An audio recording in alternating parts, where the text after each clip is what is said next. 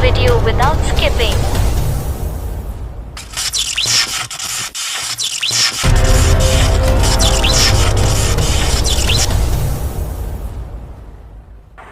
जय भीम मेरे प्यारे दोस्तों, कैसे हो आप लोग।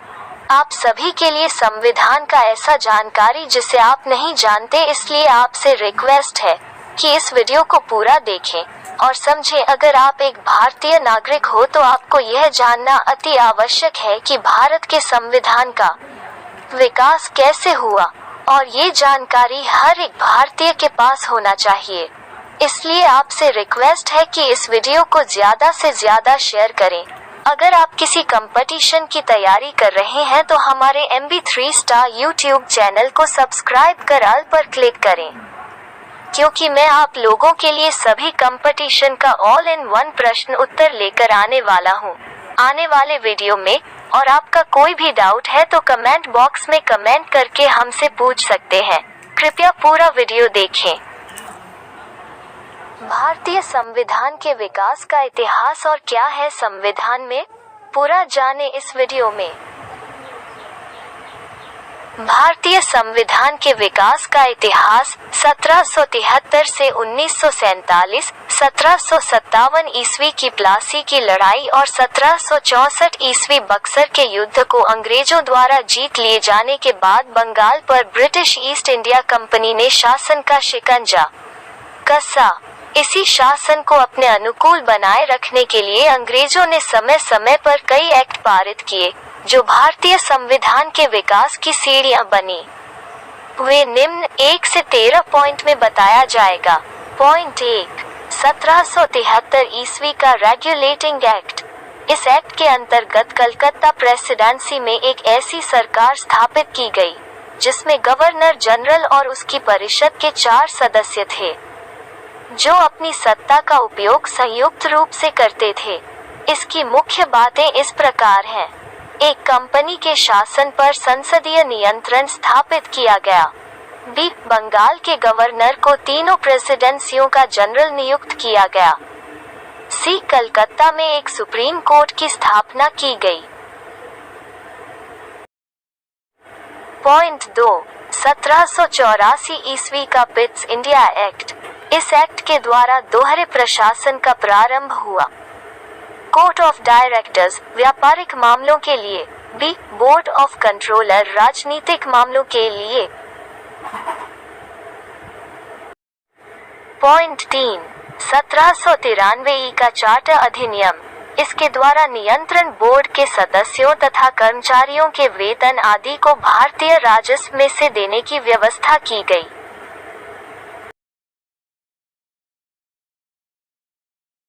पॉइंट 4, 1813 ईस्वी का चार्टर अधिनियम। इसके द्वारा कंपनी के अधिकार पत्र को 20 सालों के लिए बढ़ा दिया गया। बी, कंपनी के भारत के साथ व्यापार करने के एकाधिकार को छीन लिया गया, लेकिन उसे चीन के साथ व्यापार और पूर्वी देशों के साथ चाय के व्यापार के संबंध में 20 सालों के लिए एकाधिकार प्राप्त रहा। सी, कुछ सीमाओं के अधीन सभी ब्रिटिश नागरिकों के लिए भारत के साथ व्यापार खोल दिया गया।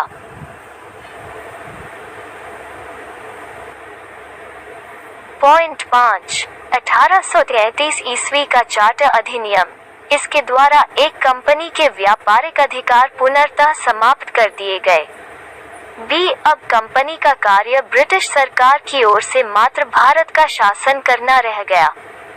सी, बंगाल के गवर्नर जनरल को भारत का गवर्नर जनरल कहा जाने लगा। डी, भारतीय कानूनों का वर्गीकरण किया गया तथा इस कार्य के लिए विधि आयोग की नियुक्ति की व्यवस्था की गई।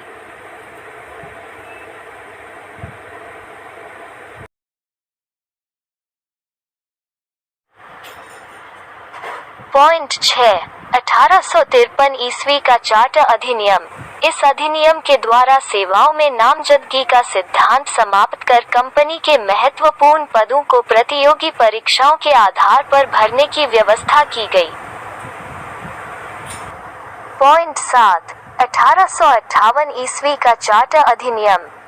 भारत का शासन कंपनी से लेकर ब्रिटिश क्राउन के हाथों सौंपा गया।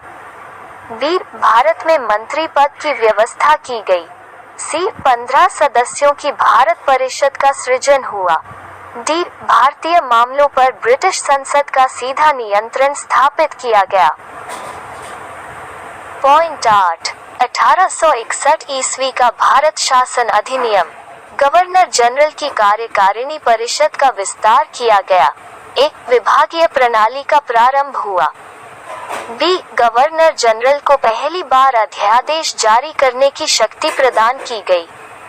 सी. गवर्नर जनरल को बंगाल, उत्तर पश्चिमी सीमा प्रांत और पंजाब में विधान परिषद स्थापित करने की शक्ति प्रदान की गई.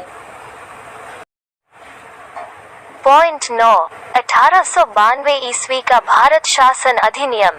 ए. अप्रत्यक्ष चुनाव प्रणाली की शुरुआत हुई. बी. इसके द्वारा राजस्व एवं व्यय अथवा बजट पर बहस करने तथा कार्यकारिणी से प्रश्न पूछने की शक्ति दी गई. पॉइंट 10. 1909 ईस्वी का भारत शासन अधिनियम. माले मिंटो सुधार. ए. पहली बार मुस्लिम समुदाय के लिए पृथक प्रतिनिधित्व का उपबंध किया गया. बी. भारतीयों को भारत सचिव एवं गवर्नर जनरल की कार्यकारिणी परिषदों में नियुक्ति की गई. सी. केंद्रीय और प्रांतीय विधान परिषदों को पहली बार बजट पर वाद विवाद करने, सार्वजनिक हित के विषयों पर प्रस्ताव पेश करने, पूरक प्रश्न पूछने और मत देने का अधिकार मिला. डी. प्रांतीय विधान परिषदों की संख्या में वृद्धि की गई.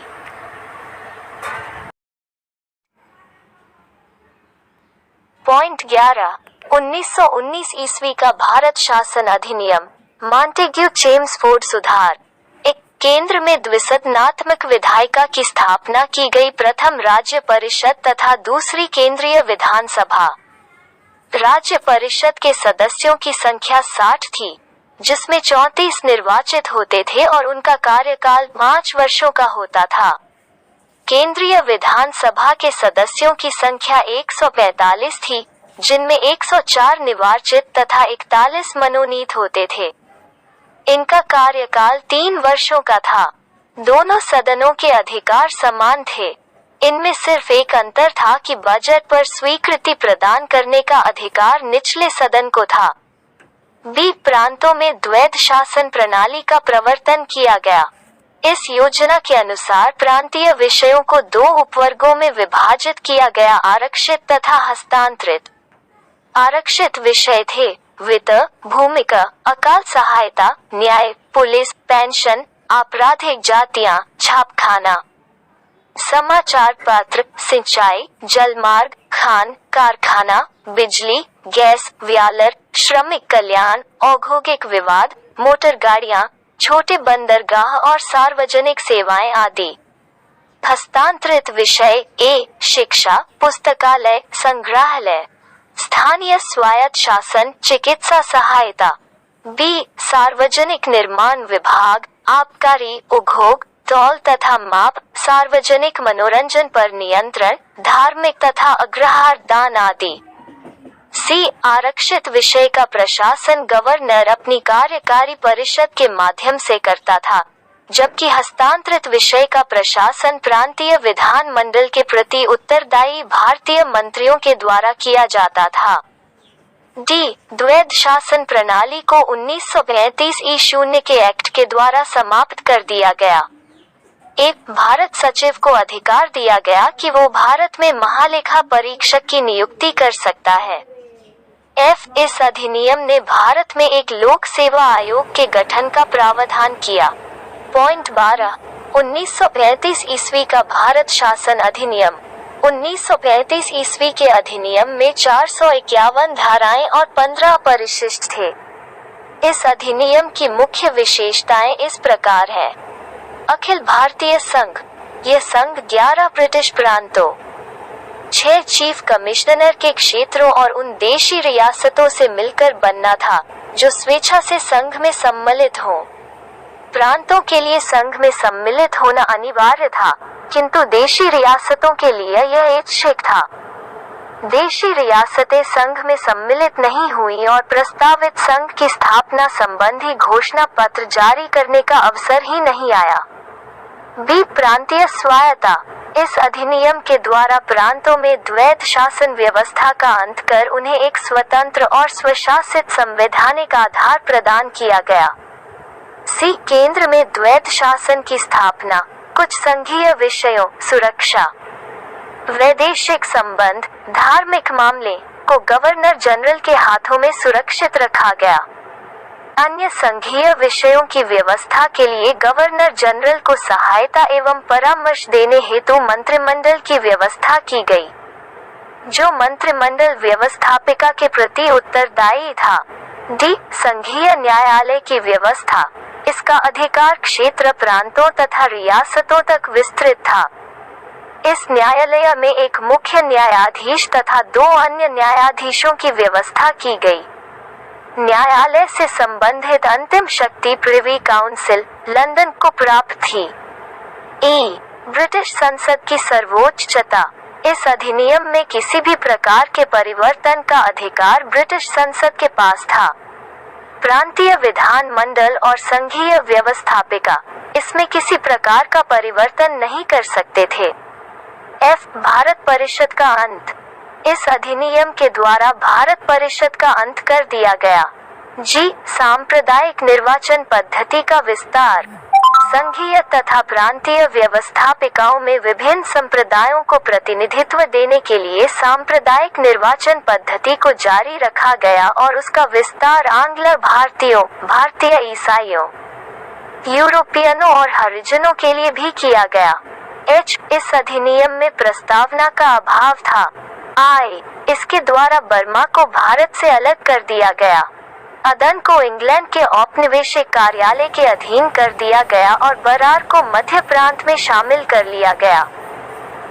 पॉइंट 13 1947 ईस्वी का भारतीय स्वतंत्रता अधिनियम। ब्रिटिश संसद में 4 जुलाई 1947 ईस्वी को भारतीय स्वतंत्रता अधिनियम प्रस्तावित किया गया, जो 18 जुलाई 1947 ईस्वी को स्वीकृत हो गया। इस अधिनियम में 20 धाराएं थीं। अधिनियम के प्रमुख प्रावधान निम्न हैं। 2 अधिराज्यों की स्थापना। 15 अगस्त 1947 ईस्वी को भारत एवं पाकिस्तान नामक 2 अधिराज्य बना दिए जाएंगे और उनको ब्रिटिश सरकार सत्ता सौंप देगी। सत्ता का उत्तरदायित्व दोनों अधिराज्यों की संविधान सभा को सौंपा जाएगा। बी भारत एवं पाकिस्तान दोनों अधिराज्यों में एक गवर्नर जनरल होंगे, जिनकी नियुक्ति उनके मंत्रिमंडल की सलाह से की जाएगी। सी संविधान सभा का विधान मंडल के रूप में कार्य करना जब तक संविधान सभाएं संविधान का निर्माण नहीं कर लेती, तब तक वो विधान मंडल के रूप में कार्य करती रहेंगी। डी भारत मंत्री के पद समाप्त कर दिए जाएंगे। ई 1935 ईस्वी के भारतीय शासन अधिनियम द्वारा शासन जब तक संविधान सभा द्वारा नया संविधान बनाकर तैयार नहीं किया जाता है, तब तक उस समय 1935 ईस्वी के भारतीय शासन अधिनियम द्वारा ही शासन होगा।